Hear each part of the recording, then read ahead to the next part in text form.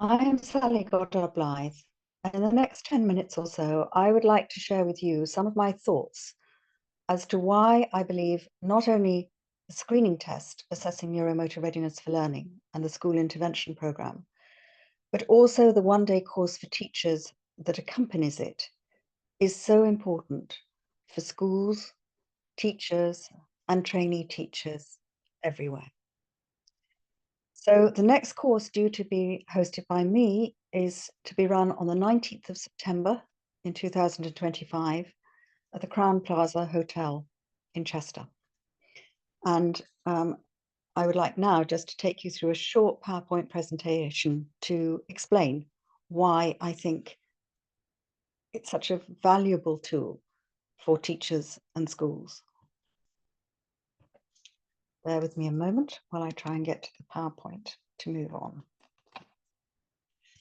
So I think the first question we need to address is, why should schools consider sending teachers on this one-day course?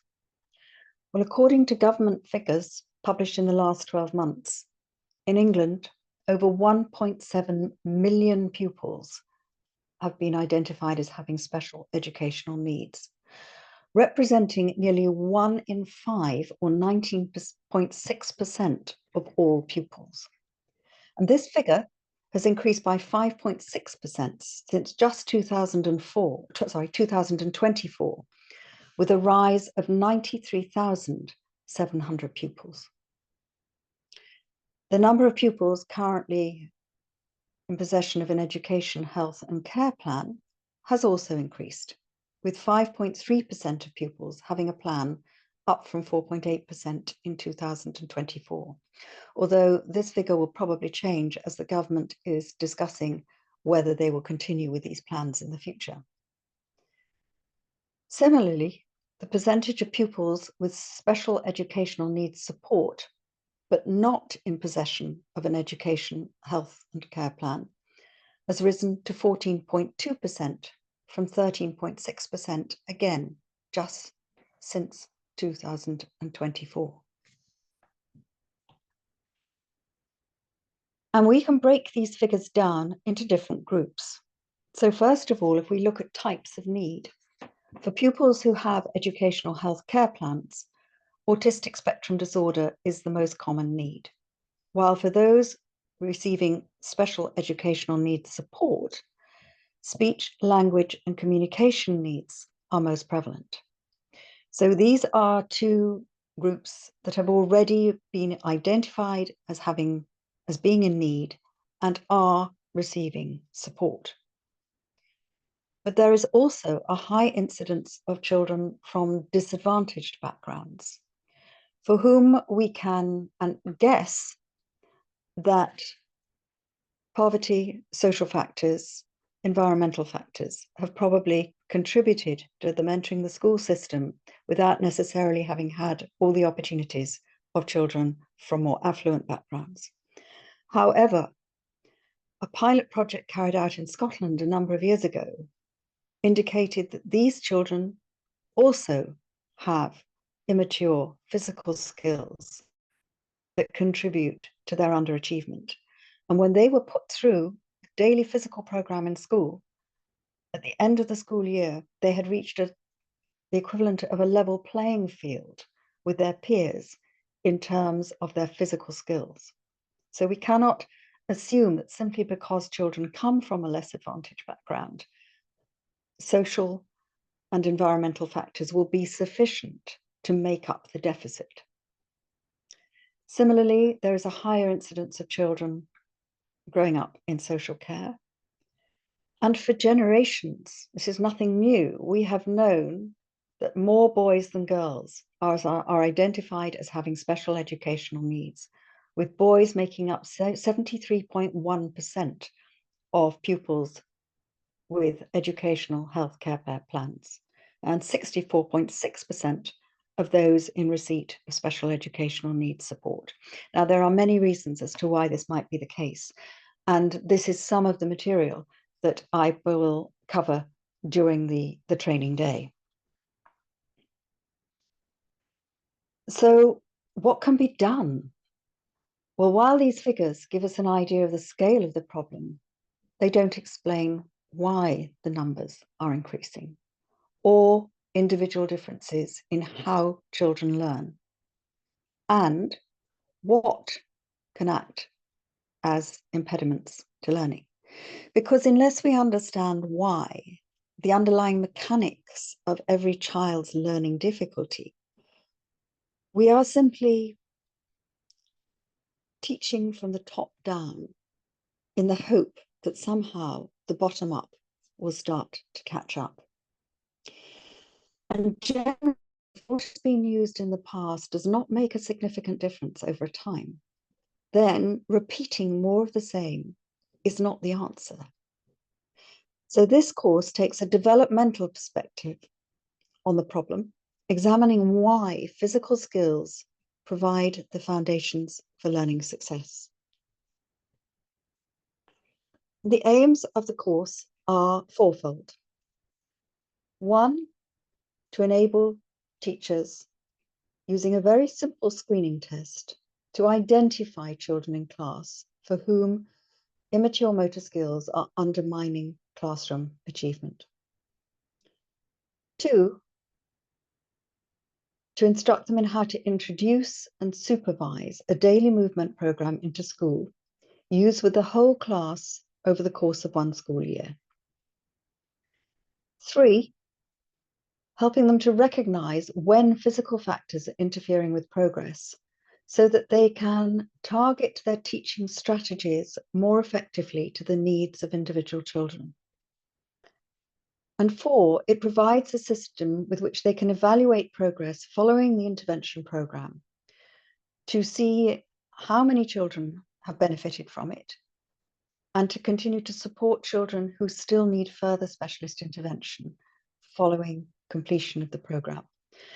And these physical evaluation tests can also be compared to educational measures at baseline to see how much physical factors are contributing to educational underachievement. If those physical factors improve, do they also see an improvement in educational attainment and so on? So it provides a baseline measure of where a child is to start with and a way of evaluating which interventions are actually proving effective in helping that child to catch up.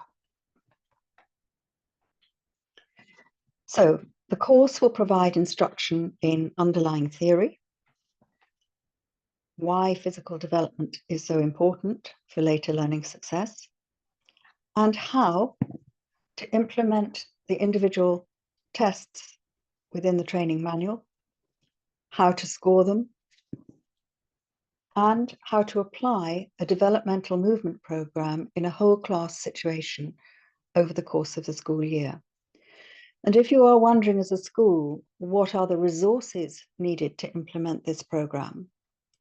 You need a school hall, you need a suitable flooring. So this was a wooden flooring, but if the flooring is not like that, you can have children bring in PE mats or a towel to use. It requires 10 minutes of the school day, every day, under teacher supervision. And it needs to be carried out 5 days a week over the course of one complete school year, doing it every single day if possible. So it's a year-long commitment with one individual teacher, preferably trained in the use of the program, to carry out the assessments and to supervise. Now, the assessment part can take a little bit longer. We reckon on perhaps 15 minutes per child at the beginning and the end of the school year. And not every school chooses to carry out the follow-up evaluations at the end of the school year. So it can be tailored to the needs of the school, the time involved, the resources, and so on. So what evidence is there that it is worth considering not only training teachers, but introducing the screening test and intervention program into schools? Well, this program has been around for a long time. I first wrote it in 1996, and it has been the subject of many pilot projects and some published research since, all of which have consistently shown significant incidence of immature neuromotor skills in children who were subsequently identified as underachieving. So we anticipated that we would find them to be present in children already identified with special educational needs. But what was more surprising was that it also picked out children who appeared to be doing okay in the classroom. But when we looked at their physical profile on the tests, we found that they were having to overcome a lot of small physical difficulties to achieve what they were already doing. And if those small difficulties were removed, then they could start to produce better educational outcomes. Where the intervention program has been used, there was significant improvement in the neuromotor skills in the experimental group compared to control or comparison groups. So these were schools where there had perhaps been 3 classes in one school year. One class had gone through this program, one class had gone through a general daily movement program for 10 minutes a day, and the third class had only done curriculum physical education activities. And then the results were analysed at the end. An unexpected finding has been that many schools have reported improvements in social skills, self-confidence, and behaviours, particularly related to self-regulation. So initially that looks like self-regulation, physical abilities, so playground behaviour, less accidents on the stairs, and so on. But that improved physical self-regulation also seems to have a crossover into emotional regulation to some degree. So there have been some hidden benefits which have not been formally statistically analysed, but which schools regularly report on. And improvement in reading in children who were underperforming at reading prior to the assessment of neuromotor skills. So there is, as I have said, both published evidence and a whole section on our website of reports from schools over many years where they have written up their observations, their findings, their results, and they have made them available for to share in the public domain. There are 2 current projects in process. One, an international research project involving schools in New Zealand, Spain, Poland, and the United Kingdom, led by researchers at the University of Christchurch, New Zealand, the University of Catalonia in Spain, and a medical university in Poland.